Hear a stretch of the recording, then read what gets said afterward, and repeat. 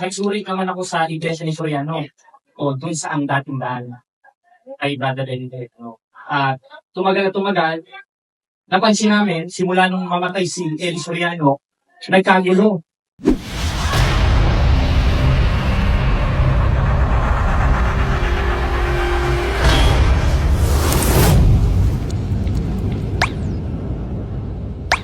At isipin natin ngayon si Brother John Red at si Brother Johnny Fernan. Sila po ay mga protestante, pero ngayon si Brother Fernan ay babalik. Yan, Katoliko siya nung una, at mga 7 years, palipat-lipat ng ibang sekta. Pero pakinggan natin yung kanyang testimonya, maliit na testimonya, mga 5 minutes lang. Kung saan si Brother Jared, siya yung nakipag-diskusyon ni Brother Jando last Tuesday. And last Tuesday, diskusyon sila ni Brother Paul Aliman at ni Brother Jando. Pero ngayon, ganap na siyang Katoliko. Nang-umpisa siya kanina, din ang profession ng faith at nag-receive ng communion. At natuloy pa yung ate, kapikinsin sa kanya. Ito, natin Brother Jared. Brother Jared? Pakinggan natin yung kanya. Nagaling Bulacan pa. No? Pero ngayon, kasama na natin siya. At meron pa siyang ibang kasama, si Brother John Fernan. Bigyan natin ng sinabong palakpakan si Brother Sinita na bro. Ano po, magandang tanghali ko sa inyo mga kapatid. Sana pagpalain naman ninyo.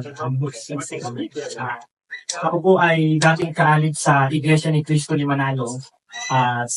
Nabautos na po ako noong 13 years old. At kumuha rin ako ng mga tungkulin, naging kalihim at dapat magmamanggagawa. Kaya yung mga manggagawa ko dun sa lokal namin, kasama ako. Lilibot dito, mamaya may go-play na dun sa kabila, kasama kami. Yung sa matagal na matagal, nagsuri naman ako sa iglesia ni Soriano o dun sa ang dating daan kay Brother Benedict. No? At tumagal na tumagal, napansin namin, simula nung mamatay si Eli Soriano, nagkagulo. Nagkaroon sila ng pagkakawatak-watak. At hindi pwedeng maging sa Diyos yung nagkakabahabahagi, mga kapatid, dahil hindi naman gawang galing sa Diyos yung gaya ng sinasabi ni Pablo sa 5:19 hanggang 21 ng Galacia. So, ang hayagang gawa ng laman sa mga kapit ay mga ito. Pangangalan niya, pakikiapit, karumihan, kalibugan, pagsamba sa Diyos-Diyosan, mga pagtataniman, mga paninibugho, mga pagkakai, mga pagkakampi-kampi, at mga pagkakabahabahagi. Hindi naman gawang sa Diyos yun. Gawang laman yun. At hindi pwedeng maging sa Diyos yun. Napag-isip-isip ko, paano magiging tunay na iglesia ito? Nagkakawatak-watak. Ang tunay na iglesia ng Biblia, iisa lang. At merong pananampalatayang isa. Gaya ng sabi ni Pablo sa 4:5 ng Efeso na isang Panginoon, isang pananampalataya at isang bautismo. At yun ang nakita ko sa Catholic Church. Kaya sinuri ko. At nakipag-debate ko. Kasi noon pa man, meron na akong duda nun kasi nasa-search ko rin sa Google, Father Darwin. Kasi may mga nagtatanong rin kasi sa TikTok. Naglalay rin po kasi ko sa TikTok yung tanungan. May mga nagtatanong, ay patay ka, almasura. Kung hindi totoo ang Catholic Church, sabi niyo sa Google, nakalagay, the Catholic Church is founded by Jesus Christ. At ginagawa ko, pinigil ko. Ayun nga po, gawa ng takot. Dahil bulag pa ako nun at hindi naman natin may iwasan yun dahil nasa sulat din naman po ni Apostolo Pablo sa 4:4 ng ikalawang Korinto na binulag ng Diyos ng sanlibutan ito ang pag-iisip ng hindi nagsisisampalataya. Hindi ako sa sinampalataya nun Hindi ko sinampalataya na si Maria, di na pala ng Diyos. Gaya ng pagkaka-explain sa debate namin ni Bro Paul, na yung Kristong Diyos nasa loob ng haing katawan sa 5 ng Hebreo, na kaya pagpasok niya sa sanlibutan ay sinasabi, haing at handog ay hindi mo ibig, ngunit isang katawan ang sa akin ay inihanda mo. At yung nasa loob ng katawan na yon, o yung haing katawang nasa sinapupunan ni Maria, may pagka-Diyos pala doon. Gaya ng sinasabi ni Apostol Pablo sa 2:9 ng Kolosas, na sabagkat sa kanya nananahan ang likas na kalagayan ng pagka-Diyos ng siya'y maging tao. Paano naging tao? Yung nasa sinapupunan siya ni Maria. Ibig sabihin, sabay palang ipinanganak ni Maria yung haing katawan at yung nasa loob mo. Kaya nga pag-isip-isip ko, kung meron tayong pag-iisip, hindi yung isip ng mga protestante, si Maria talaga ay ina ng Diyos. Kaya, ayun ang nagagala ko, naiintindihan ko yung logic ni Bro Paul Alima. Katunayan, nung unang debate na, ninenervous talaga ako doon.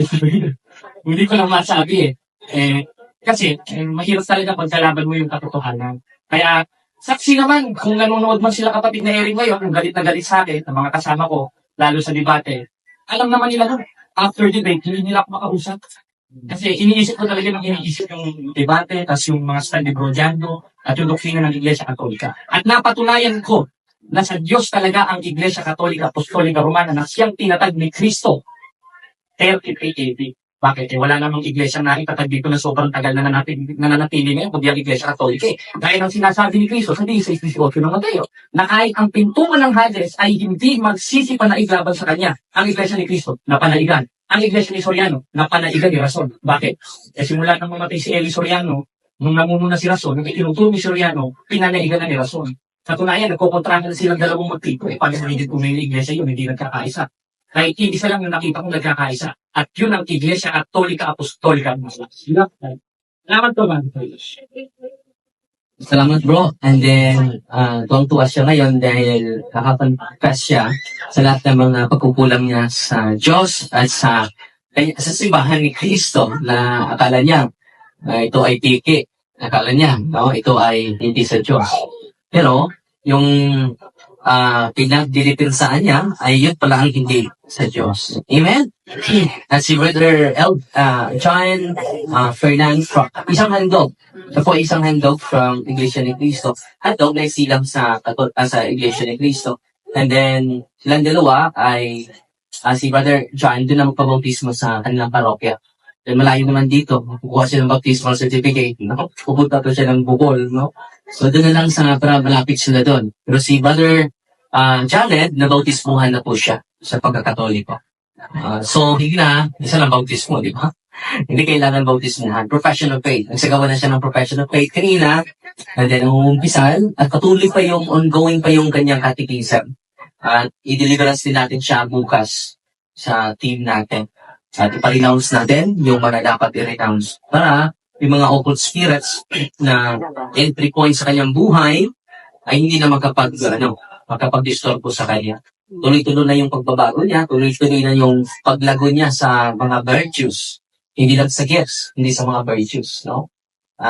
Ngayon ay malumanay na siya. Noong una ay, alam mo parang, puno ng puso ko.